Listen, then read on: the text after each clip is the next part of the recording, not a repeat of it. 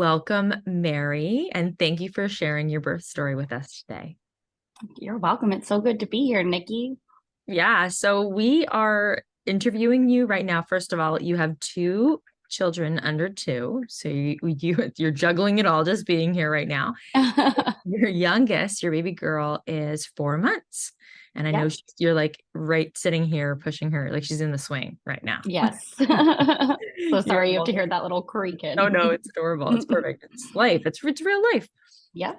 And so today we're going to talk about the fact that you've now had two quite different birth experiences. You had mentioned that your first and your babies are only 15 months apart. So this is all quite recent. Your hmm first was a hard pushing situation. It dragged on long. It was a long recovery. And then you found out you were pregnant again. And this time you had a cesarean birth because of having a breech baby. So there's Yes. a lot to talk about here. And I don't even know where to start. Where shall we begin? It's completely where you think you want to take the direction. So I feel like you could start from the beginning and we can work our way to where we are now. Yeah. Okay. So let's start with your recovery after your first delivery, if you're okay with sharing a little Yeah. bit about how that was for you. hmm So I'm happy to share about this because I really didn't realize how important it is for women to like understand about the fourth trimester, especially after their deliveries, for especially with their first. Every delivery is different, but with my first experience, I had a very difficult recovery because my push was not expected with what I thought my body would be able to do. Looking back on it, I wish I would have done more research about the actual delivery. And you think, like, as a woman, like, your body will intuitively know what to do. And that's definitely the case for many, many women. But for me, I'm an anxious person and I tense up like all around my low abdomen. So for that reason, everything kind of got sticky and tough for me to get the baby out. And I think I'm definitely someone who, if I learn and like apply things after and I educate myself, the experience goes better for me. So I wish that during my first pregnancy, I would have kind of dove more into, you know, what goes into it, even though you think you really don't know until after the experience has happened to you. Um, I also thought because I'm a teacher and I'm the oldest of six kids and have been around babies my whole life, I thought that I would be like super nurturing and intuitive right after I had the baby. And it definitely took me some time because the responsibility of caring for a newborn on top of like recovering physically and dealing with like birth trauma was so heavy mentally on me. And my hormones, as you know, like with feeding, it just like goes up and down and it's very intense. And so I wish again that I would have had more understanding of what could happen to you postpartum and like what is, what resources are out there. So that was the first. And then the second, if you want me just to kind of Yes, keep going. please. So Okay. you did the push prep course on the guidance of your pelvic physiotherapist, if I have that right. Yes. And I found my pelvic physiotherapist because I was struggling so much postpartum. And I figured, maybe all this mental struggle would kind of alleviate if I felt like I had some body autonomy back or some healing would take place. So my good friend who had a baby there before me recommended me to see a PT. And so I asked my OB, who I do love my OB. And I was able to get her recommendation and I just had a wonderful PT. She's just fabulous and she was able to kind of connect me back to my body and put me on a nice healing plan. So around 6 months, I was feeling really good and starting to kind of find myself again. And I found out I was pregnant with my second baby. So I started seeing my PT again because I had kind of slowed down seeing her just because I felt good. And I like before I even, you normally schedule the heartbeat appointment right away. I called my PT. I'm like, this is the person that I need to see more than my gyno right now because I was so that was my biggest thing was making sure that this time I was just aware of what was happening to my body more. Um, Especially now that I knew kind of what one experience was. Sure. And you didn't want to repeat it. No, no, no. So then I did your program based on my PT. She said, what exercises are you doing? This was around like 16, 17 weeks. And she said, what are you doing to stay active? And I told her I have a history of being a yoga instructor. So I was doing yoga again, and I was doing the elliptical and walking. And she said, you really should be doing a strength training program. And I said, okay, like, are there any good recommendations for someone pregnant? And she said yes. She said she recommended Get Mom Strong, and then she also said, and I think the Bell method is really good. So I went home and did some research, and I ended up really liking both. Nice. So I just subscribed to both because I figured I would know life outside of being pregnant, so I might as well spend my money on that. So I did, and it was well beyond worth it for both. I just really learned to move with my breath with both courses, and then I just loved the Bell method. Like, I loved the push prep course so much, because it kind of, the way it's broken down week by week, it just gave me such an intentional pregnancy. I was able to really focus on how I wanted this pregnancy to go, and what was going to happen to my body. And then it also allowed me to apply everything that had happened before and like why it happened. And it validated so much from my first birth trauma. And the other really cool thing about the push prep course with the Bell method is that it really helps you advocate for yourself medically. And I think that's one thing I have always struggled with, is speaking up for myself. And I don't really know where that comes from, but I do think that this course has allowed me to ask questions without being like overly like cautious. Like, some people are totally mistrusting. Like, I don't think that's the intention at all. I think the really nice thing is like you're giving women the power to ask questions and to find out the best path for themselves.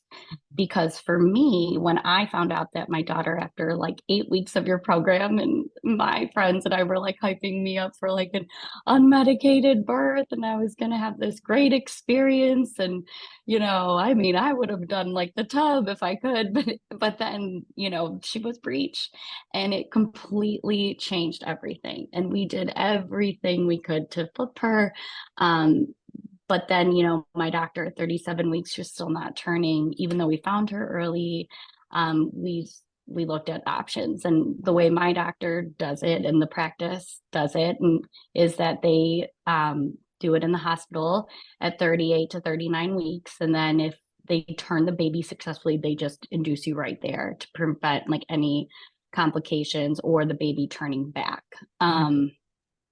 So, that late in the game, even if I disagreed with that, I couldn't just find a new doctor that late when I'm about to have a baby, and I trust my doctor a lot. So we then looked at the size of my baby, the height of my torso, and the realistic chances of her turning with that. And I thought that the chances definitely went down because she was almost 8 pounds and I'm 5'2". So there's not a lot of space for her to turn. And she was so comfortable. I mean, that head was just getting bigger and bigger by my rib cage. That girl did not want to move. And I just felt that at this point, this is where she chose to sit. This is what she wanted to do. And I wanted to kind of trust the baby inside of me. And I thought that if I did turn her and I got, beat, or we tried to do it and I like got beat up in the process, because it's like, my one friend described it as like you're like a medieval barn when they try to turn a baby. What? A medieval what? A medieval barn or something, because they have to put a ton of pressure on your abdomen, Yeah. and they really try to get the baby to move, and it can be really painful. My doctor said she would give me an epidural before so that I could be totally relaxed so the baby could turn. So that being said, I didn't want to like beat my body up with an inevitable C-section. So, Mm, and then have a C-section and then recover from a failed turn and mm, a cesarean section. fair. And like, I also realized, like, in your course, one of the weeks talked about like the impact fear has on healing. So, like, when you're in that fight or flight mode and you're like tensed up, and like what that can do for like your cells and like your ability to repair your cells in that point. I just think that, you know, the best thing I could have done for myself is to just be as calm as possible in my birth with the breech baby. And I think that if I would have done that before, it would have just added to birth trauma for my situation. Now, if she was 5.5 pounds, that would have been a different story. If I was a little bit taller, that would have been a different story. So if I didn't have a 3 hour push, like, yeah, maybe it was because I was on my back or closed glottis, but it also could have been because like maybe my hip structure just is a little bit tighter down there. So I could have done that and this could have happened. And while like it just was such a unique thing that I felt after really thinking about it, that the best thing I could do for my baby that would keep her safe and me safe was a elected C-section because of the breech. Um, and it was like a world of pain afterwards. It's something I would never Oh, ever I'm wish. getting shivers right now because you've been through so much already. And so, because now Well, you can compare like a hard natural delivery, right? Vaginal delivery compared to a challenging, abdominal delivery.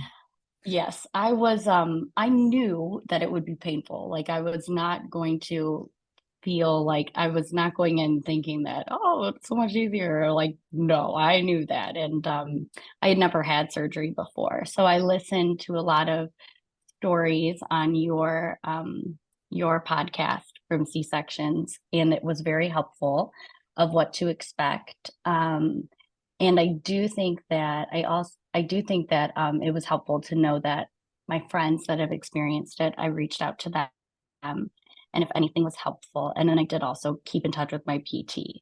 So knowing that this was something that I was going to have to do, I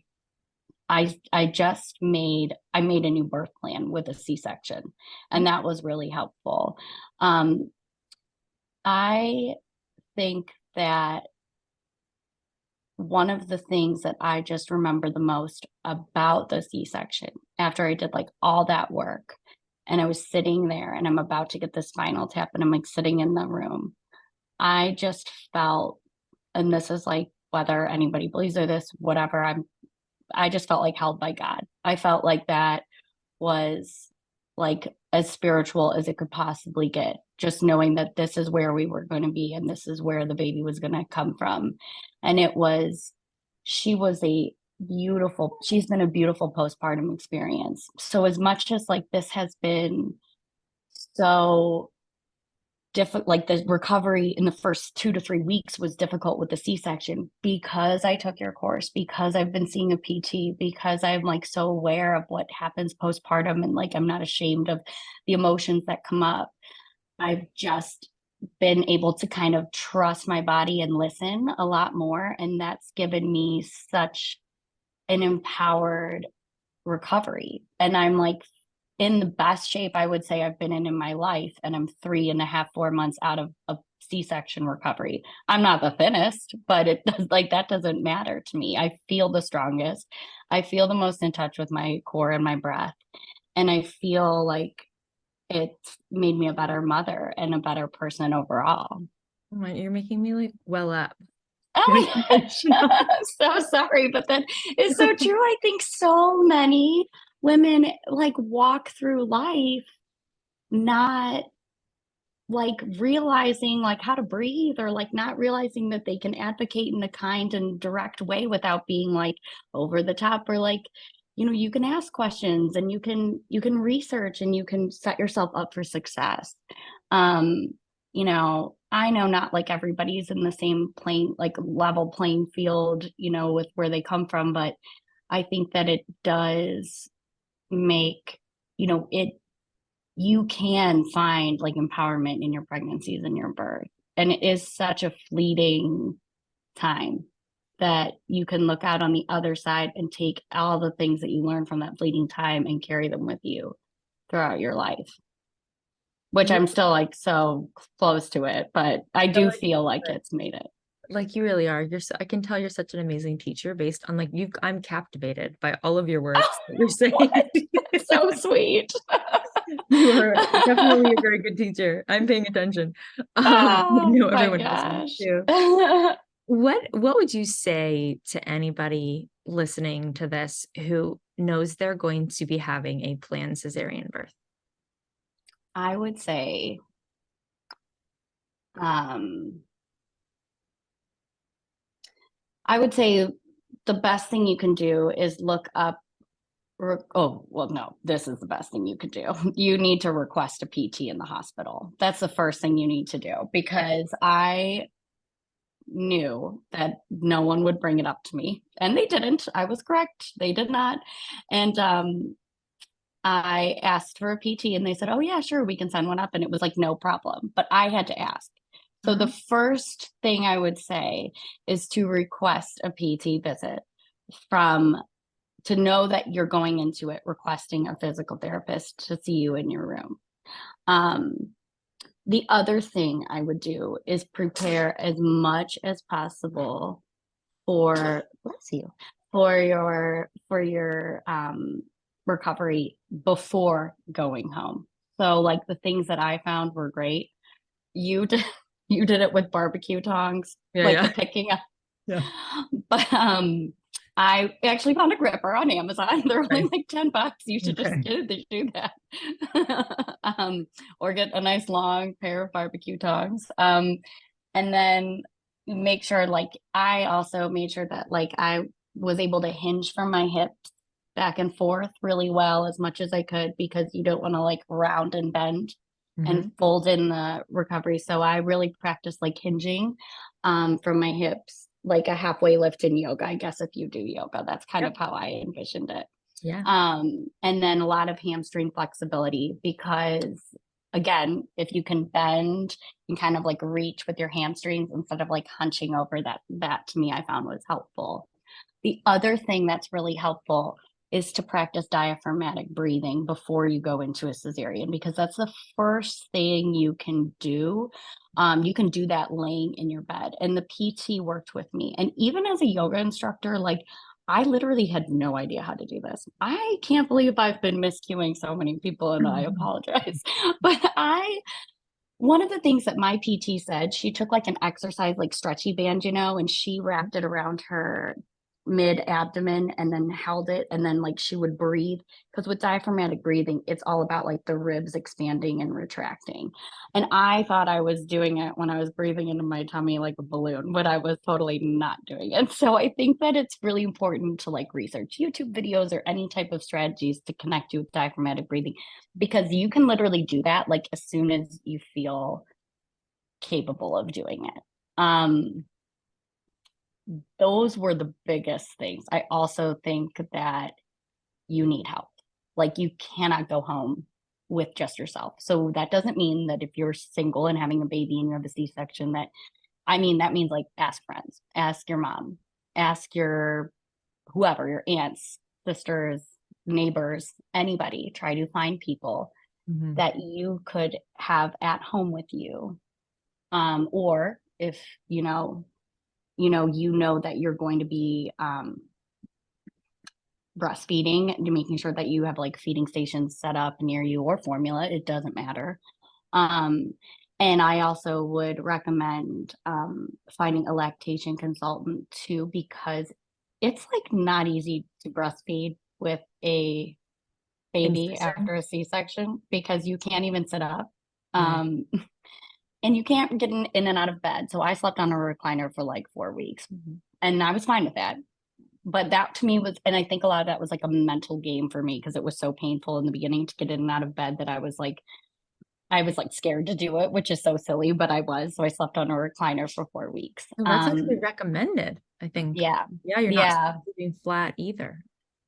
So if you have a recliner in your house or if you're getting one, that's definitely something that you should keep in mind.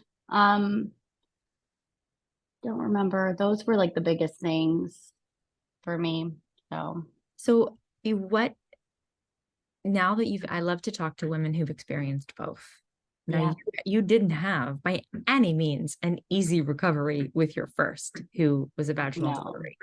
So, but what would you say were it was still easier to move around though after your first? Yes, it was. And that's the hardest part.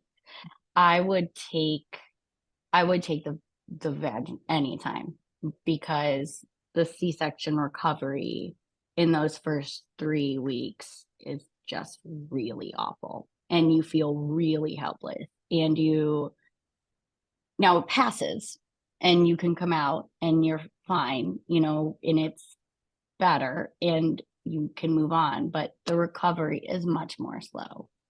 Um, so you need to make sure that you go in with a C-section with complete, as much possible awareness of your core.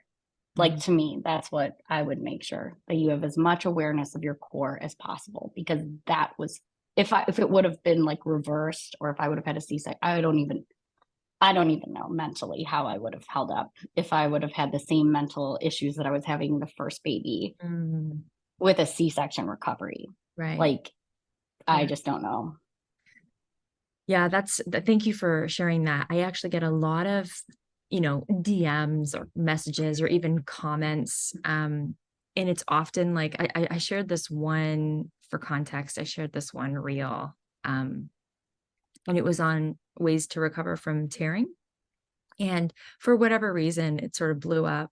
And so many people, just random internet people, are like, this is the best birth control ever. I'm just going to book a C-section was like a huge comment. I'm going to book a C-section. And it's like, you know what, everyone should have the right obviously to do whatever they're comfortable with doing. But it's interesting to hear from someone like yourself who's experienced both, and you're telling me that even with, you know, a significant recovery with your first, and there were issues. It's not like you had an intact perineum. It was, still you would take that over a cesarean birth recovery. So it's interesting. I Yes. think a lot of people don't, they think it would be quote unquote easier. I think it's hard to say. It's not, none of it's easy. It's all so difficult, and so wild. I think that the easier part was like not like the physical like exertion of uh delivery as opposed to the C delivery. So like I think that to me was the easier part that I think people feel. And I felt that for sure. Like I did feel that, but it's very bizarre to have the surgery and be awake for it. Like that was a very eerie sensation. So they're different. They're so Neither different. And is it's not easier. about comparing. No, I think There's, it is good to compare because I think people don't really get it until they've yeah. experienced. Well, I also think that I did not have a traumatic C-section. I know women that have had like the long push and then the emergency C-section. That's horrible. So I did have like a calm C-section, and that's why I chose it because I knew I couldn't have pushed her out if she was breech. I knew that the flip would be very difficult to accomplish with her size and my size. I knew that those two things were just going to be such a big factor. And I knew that there was a very high chance this would end up in an inevitable C-section. Mhm. So I knew that if it was going to be a C-section, I wanted to have some control over it. Because I think when you stress your body out so much and then you have a C-section, the recovery is much worse. It is definitely, you add an extra element for sure, mentally Yeah, and physically. it's almost like when women have have different labor experiences and push experiences. Some have like these really wonderful, quick um, experiences, and then others their bodies just can't connect to it, and it's very difficult for them. So it's Yeah. like anything else. Some C sections are are more empowering and other ones are very difficult to grasp. So if you could go back now and talk to, I'm going to say, normally I ask this question and I say talk to your pregnant self, but I'm going to go back and ask you to talk to your first postpartum self. Oh, she was that poor girl. I just feel so bad for her. Um, I I would just tell her to hang in there because there's really nothing you can do. I mean, I anybody can do anything else, but I made sure I had therapy lined up afterwards. So that's something I would recommend because even if you don't have postpartum anxiety, it is the biggest life-changing experience. And so it is so good to have a professional help you through that. Mm. So I think that if you can, and I know there's a lot of beautiful programs out there that your OB could potentially set you up with before you even have the baby. I think it's important to just know what they are. Yeah. And so that's what I would tell her. And I would tell her that it it doesn't there are resources to help you with this. You don't have to do it in this much of a struggle. I love that. I know postpartum support international is also a free resource for anybody listening. Because it can be a very lonely journey and we shouldn't feel ashamed or alone. We should feel like we have the support and not necessarily have to pay out of pocket for it either. Yeah, exactly. I mean, that's what's so upsetting and so sad to me because that those months after I had my first were the hardest months of my life. And I'm someone with privilege, like I am. I have it. And I think that like that to me, like it was so hard. I can't imagine if you have other things that you're coping with on top of Mhm. that experience, that just internal feeling that you can just get from like a traumatic birth and a traumatic postpartum experience. So I think that so much fails women afterwards. And I think that we can't change. I mean, we can, but what you can change and what you can do is know that there are resources and there are other women and other programs that can support you and you don't have to do it alone. Thank you for that, Mary.